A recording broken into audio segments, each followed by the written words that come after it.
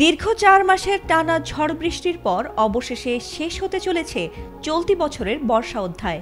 আবহাওয়া অধিদপ্তরের তথ্য মতে আর কয়েকদিনের মধ্যেই বিদায় নিচ্ছে পশ্চিম মৌসুমি বায়ু, অর্থাৎ শেষ হতে চলেছে এ বছরের দীর্ঘতম বর্ষা মৌসুম।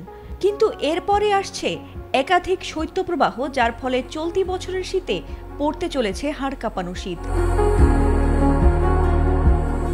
এদিকে দেশের উত্তরাঞ্চলে ইতোমধ্যেই শীতের আগমনী বার্তা ধরা দিচ্ছে। উত্তরের জেলা পঞ্চগড়ে শরতেই দেখা যাচ্ছে শীতের আবহ। সেখানে মাঝে মধ্যেই হালকা থেকে ভারী কুয়াশায় ঢাকা থাকছে প্রান্তিক জনপদটির পথঘাট।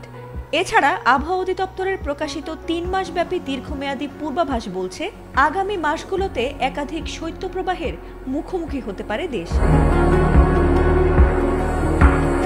অক্টোবর মাসের পূর্বাভাসে বলা হয়েছে, দেশে স্বাভাবিকের চেয়ে বেশি বৃষ্টিপাতের সম্ভাবনা রয়েছে। পাশাপাশি এই মাসে বঙ্গোপসাগরে ৩ থেকে ৬টি লঘুচাপ সৃষ্টি হতে পারে, যার মধ্যে ১টি থেকে ২টি নিম্নচাপ বা ঘূর্ণিঝড়ে রূপ নিতে পারে।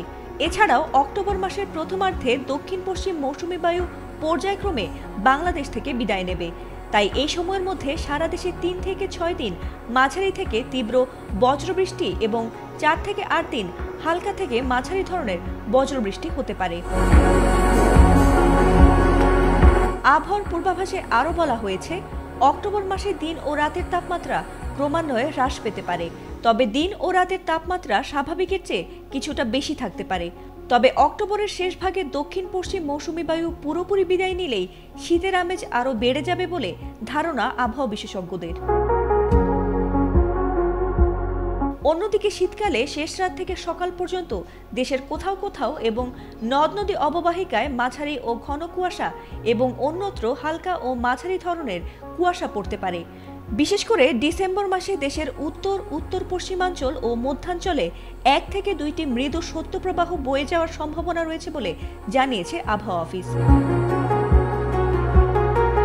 ফাতিমা সুলতানা, এটিএন বাংলা।